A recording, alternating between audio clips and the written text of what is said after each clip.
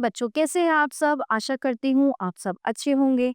आइए आज हम पढ़ते हैं हिंदी व्याकरण का पाठ 9 कारक। चित्र को देखिए और समझिए। देखिए, मिसेज गुप्ता अपने घर ऑटो रिक्शा बाजार गई। उपयुक्त वाक्य को ध्यान से पढ़ने पर ऐसा लगता है कि जैसे इसमें कुछ ऐसी कड़ियां छूट गई हैं, इसमें कुछ ना कुछ कमी था, जिनके कारण शब्दों का आपस में तालमेल नहीं बैठ पा रहा है, इससे वाक्य निरर्थक प्रतीक हो रहा है। वाक्यों की छूटी कड़ियों को जोड़कर वाक्यों को हम दोबारा लिखते हैं। मिसेज गुप्ता अपने घर से ऑटो रिक्शा के द्वारा बाजार को गई।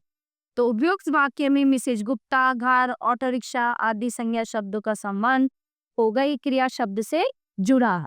वाक्य में प्रयुक्त हुए रंगीन शब्द संज्ञा शब्दों से अपना संबंध दर्शा रहे हैं। इस प्रकार के शब्दों को कहते हैं कारक। ठीक है। और कारक कितने प्रकार के होते हैं? कारक 8 होते हैं। कर्ता ने, कर्म को, करण से द्वारा, संप्रदान के लिए, अपादान से अलग होने के अर्थ में, संबंध का के की, अधिकरण में बेपर और संबोधन हे, अरे, ओ आदि। कर्ता कारक, कर्ता का अर्थ है करने वाला। जिस शब्द से क्रिया के करने का बोध होता है उसे कर्ता कारक कहते हैं।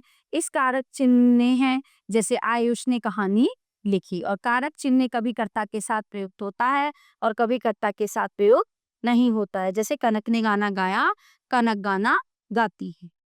अगला है कर्म कारक। इस वाक्य में जिस वस्तु या व्यक्ति पर क्रिया का प्रभाव या फल पड़ता है उसे कर्म कारक कहते हैं। इसका कारक चिन्ह को है, जो कभी कर्म के साथ प्रयुक्त होता है और कभी नहीं भी होता है, जैसे नीरज रजत को बुलाता है या स्नेहा फल खाती है। करण कारक जिस शब्द से क्रिया के साधन का बोध होता है उसे करण कारक कहते हैं। इसका कारक चिन्ह से तथा के द्वारा है, जैसे सविता बस से दिल्ली गई, रवि को फोन के द्वारा समाचार दो। संप्रदान कारक वाक्य में जिसके लिए क्रिया की जाती है या जिसको कुछ दिया जाता है उसे संप्रदान कारक कहते हैं। इसका कारक चिन्ह को तथा के लिए है, जैसे नेहा ने सविता को मिठाई खिलाई और रवि अपने चाचा के लिए कोट लाया। अपादान कारक जिस शब्द से किसी व्यक्ति या वस्तु के अलग होने का बोध होता है उसे अपादान कारक कहते हैं। इसका कारक चिन्ह से है, जैसे बादलों से पानी बरसा, रस्सी से कपड़ा गिरा।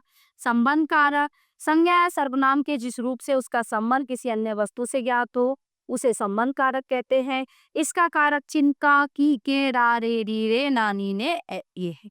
ये स्नेहा का भाई है, वो रवीना की सहेली है, ये अजीत के अध्यापक।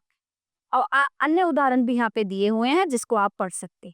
अधिकरण कारक जिस शब्द से क्रिया का आधार, क्रिया का स्थान, समय या अवसर आदि प्रकट होता है उसे अधिकरण कारक कहते हैं।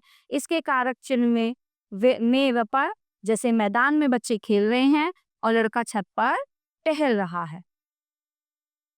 संबोधन कारक जिस शब्द का प्रयोग किसी को पुकारने या बुलाने के लिए किया जाता है उसे संबोधन कारक कहते हैं, जैसे हे ईश्वर मेरी सहायता करो, नवीन तुम यहाँ पर क्या कर रहे हो, ए लड़की इधर आओ, बच्चों मन लगाकर पढ़ाई करो।